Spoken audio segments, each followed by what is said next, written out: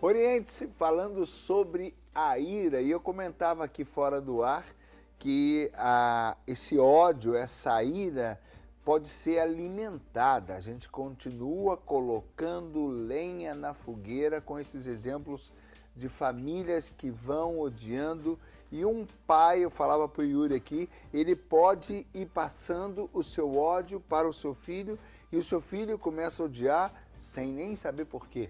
Exatamente. A gente tem que lembrar que os nossos exemplos, a nossa postura é o que mais marca os filhos, né?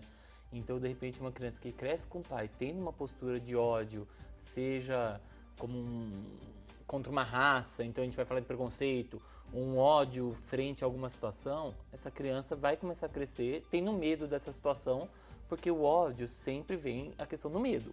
Então, se esse pai odeia tanto uma coisa, é porque isso deve ter algum perigo. E aí essa criança vai começar a odiar também, porque ela vai ser sentida, quando muito pequeno, como algo muito ruim para a sua vida. Eu vi um filme agora, esses dias, e justamente era sobre terrorismo, né? E mostrou os dois lados, tanto os policiais quanto os terroristas. E no final do filme, os dois prometem para os seus, né? Nós vamos matá-los todos. Tanto os terroristas quanto a polícia fala, nós vamos acabar com eles todos. Acaba o filme assim, a situação em aberto, num sentido de continuidade do ódio. Porque o objetivo em si inicial já se perdeu nesse momento. Já se perdeu. A gente tem que lembrar assim, que raiva, ódio, estão associados ao medo, tá? Quando a pessoa não sabe dessas saídas, como a gente falou no bloco anterior, ele pode ir retroalimentando esse ódio dentro de si, que vai gerar mais medo, porque ele fica, tá vendo, eu odeio essa situação, e isso vai gerar mais medo, porque vai achar que ele não vai dar conta e que ele precisa tomar uma atitude. Só que uma atitude pensada somente pelo ódio, que vai se retroalimentando, chega a pontos catastróficos como violências, assassinatos, agressões, explosões, e a pessoa vai perdendo o controle de si. Ô Yuri, então a gente pode dizer que, eu nunca tinha pensado assim, que o combustível desse ódio então é o medo. Sim. Porque você olha o outro e você fica sempre maquinando, imaginando o que ele vai estar imaginando contra você, e você quer sempre pensar em algo mais rápido, mais poderoso e que acabe com ele de uma vez por todas, mas a partir do medo do que ele poderá estar fazendo para mim. É uma paranoia, né? Diversos medos. Medo do que o outro pode fazer comigo, medo de que eu não vou saber responder se fizer alguma coisa, ou medo de que eu não vou suportar a dor que aquela situação me causa. Se a gente estiver falando de política, a dor que eu não sei o que fazer se eu não trabalhar e não der conta. Isso deve acontecer muito nos casais quando se separam? Exatamente. O medo de que a pessoa nunca me amou, ou seja, que eu não fui bom o suficiente para essa pessoa, que tudo foi uma falsa, que eu fui enganado. E aí ela começa a ter medo de ela ser boa o suficiente. E aí que eu perco o controle de si. E a gente entra em patologias, como foi falado no VT da psicóloga, que podem estar relacionados a um transtorno bipolar, como ela falou. A pessoa pode estar em fase depressiva, que daí ela fica mais quieta, ou em fase maníacas, onde ela começa ou ter compulsões para comprar, fazer coisas, ou compulsões de comportamentos, onde ela pode chegar a agressividades. Tem pessoas que se tornam, a gente chama de pessoas amargas, pessoas azedas, né? Pessoas que dão respostas atravessadas para todo mundo. Sim. A partir dessa insatisfação, essa raiva, né, da vida e das coisas. Ela pode... si mesmo. De si mesmo. Raiva de si mesmo. E ela projeta nos outros a raiva que tem de si mesmo, por não saber lidar com as situações. Então as pessoas chegam para a gente no consultório e falam, mas eu não consigo me controlar. Ou seja, a pessoa percebe que ela realmente não está perdendo o controle até sobre si. A gente tem patologias como o bipolar, temos como o borderline, temos em crianças transtornos de comportamento, transtorno desafiador opositor, então aquela criança que tem que desafiar tudo que se coloca, e já em adolescentes e vida adulta, os transtornos de conduta, aonde a pessoa começa a querer agredir o outro, porque eu não posso ver o outro bem se eu não me sinto bem. Nossa, e pode se chegar a psicopatias. Peraí. Mas aí entra, por exemplo, alguns desses modismos, algumas dos comportamentos até do visual para agredir, do rock, dos times. Não estou generalizando, sim. Mas algumas, porque às vezes a gente vê pessoas que têm um visual tão agressivo que parece que estão indo contra tudo e todos a todo custo, mesmo que ele fique denegrido na sua imagem. O que importa é agredir. Sim, mas eu preciso agredir o outro exatamente por eu não saber a minha imagem. E aí eu Sim. preciso pegar a imagem dos outros porque eu não tenho imagem de mim. Então eu preciso seguir modelos, que às vezes eu nem sei o histórico do porquê, por não ter essa autoimagem bem definida, esse autoconceito pessoal bem definido. O que é o perigo das patologias? A gente vai diferir a ira dessa coisa episódica que todo mundo pode sentir, da psicopatia, que a pessoa age para fazer mal pro outro e ainda se alimenta disso, se sente bem de ver a outra pessoa ruim. Aí a gente já entra na patologia, até para que as pessoas... Quer dizer, o que as novelas mostram, que muitas vezes são comportamentos doentios mesmo. Isso, porque daí a pessoa em casa vai poder perceber isso. Ah, mas e quando às vezes passa pensamento na minha cabeça de, mas que raiva da pessoa, mas eu controlo meu comportamento, eu não levo isso a cabo e consigo transformar isso no meu cuidado, isso é bom. A inveja branda, eu poder ver o outro bem, e aí eu querer então batalhar para eu poder crescer. Então, poxa, olha a pessoa com vida saudável, faz exercício, poxa, eu posso fazer isso para mim também. Eu estou cuidando da minha saúde, isso é bom. Não, então eu não acredito que eu sou capaz de ter essa saúde e eu destruo a saúde do outro, isso é maléfico. Então a gente fala de novo de extremos, você percebe? Todo mundo que passa por iras extremas busca ajuda, porque pode estar relacionado a algum transtorno, algum desses, como bipolar, que hoje existe tratamento com psiquiatra medicamentoso e com psicólogo, e a pessoa não precisa entrar nisso, porque ela perde o controle realmente. Ô padre, então a ira ela pode ser que nem como a psicóloga falou, uma bomba, né? Tem um estopim, tem um início, mas a gente não sabe onde vai parar. Exato.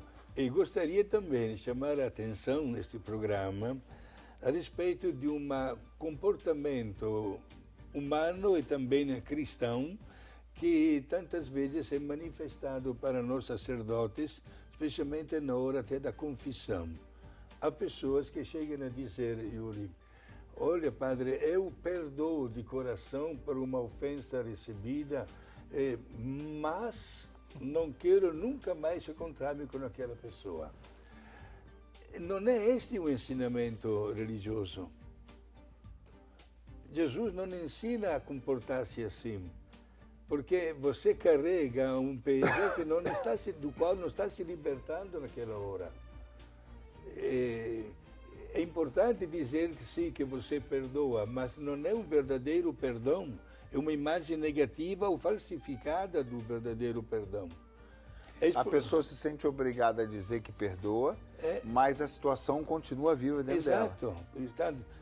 Jesus, quando ensina a vária dinâmica do perdão, exatamente para superar a ação da ira, nos convida a dar um abraço. A desarmar a bomba. Desarmar a bomba, fazer com que não estoure nunca mais. Deixa eu contar um episódio aqui, para falar disso, dar o abraço que o senhor falou, eu me lembrei na hora. Sim. Aconteceu uma ocasião, uma reunião na igreja, e a pessoa, eu não sei porquê, na reunião, eu penso que ela queria se promover, só que ela acabou comigo. E ficou aquela situação tão desagradável, assim, tão delicada, que eu não sabia o que fazer. E eu optei por deixar rolar. Eu falei, a pessoa se enaltecendo, mas né, quando acontece, né, é na contramão, eu me acabando. E foi acabando a reunião, eu falei, o que eu vou fazer? E eu pensei, eu vou dar um abraço nessa pessoa. Eu pensei justamente isso, padre. Eu falei, se eu não for encontrar com ela agora, eu vou querer matar essa pessoa depois. Yuri, eu saí, e aí tinha duas portas, e eu não sei se ela fez de propósito, ela correu para aquela do canto, e eu estava mais desse lado da sala. Eu saí por essa e falei, não, mas eu vou atrás. E no corredor eu me apressei e abracei ela. Falei, obrigado, você me ajudou. Eu não tinha visto como você tinha visto. Padre, ali, dali para frente, parece que fez assim, ó. Mas eu tive que me agredir, né? Eu tive que correr. Mas engraçado, acabou. Acabou mesmo, porque assim, depois eu fiquei até com sentimento de pena. Falei, poxa, coitado da pessoa, né? Mas se eu não fizesse aquilo, eu ia ficar, talvez o resto da vida, sem querer ver aquela pessoa. Eu tive que partir para uma ruptura. Engraçado, o abraço Exato. que o senhor citou. É fundamental isso, né?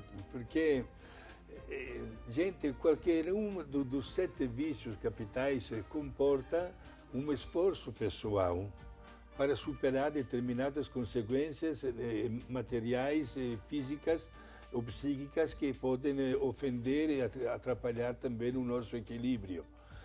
E o caminho que Deus ensina e a religião nos apresenta é um caminho válido que tem os seus bons frutos, tendo inclusive como modelo o mesmo Deus que sempre perdoa. E a imagem mais recente também de um Jesus que tem, até na cruz, momentos antes, né, da sua imolação, disse para aquele homem que nós chamamos de bom ladrão, hoje estarás comigo no céu. E aí eu vou mais fundo ainda um pouquinho, padre. Sim. Porque nosso Senhor também foi tentado. Sim. Foi para o deserto e o demônio estava lá tentando. Então ele como homem foi tentado. Sim. Então ele como homem ali, ele tinha toda vontade de mandar todo mundo às favas. Ótimo. Não é? Vamos falar assim. Então Sim. ele também teve essa ruptura. Ele, não, peraí. Sublimou e procurou uma saída, uma alternativa que fosse de fato a melhor. E deu o melhor passo, mesmo ele tendo que fazer uma ruptura com aquilo que ele sentia, porque como pessoa... Sim, ele foi tentado, né? Mas como homem, justamente como Deus não podia absolutamente. E daí que nós temos também mais uma lição neste assunto.